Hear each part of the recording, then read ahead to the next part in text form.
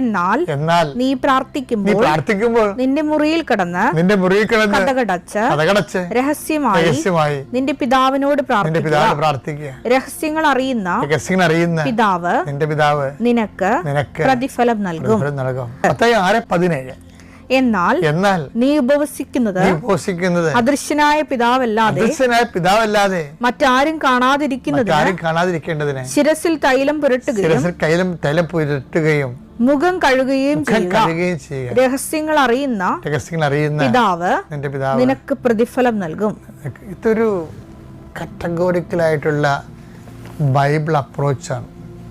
നിനക്ക് നിന്റെ ദൈവത്തിന് മാത്രം അറിയാവുന്ന രഹസ്യം, എൻ്റെ ദൈവപൈതലെ, നീയും ദൈവവും തമ്മിലുള്ള ജീവിതത്തിൽ ഉണ്ടാകണം.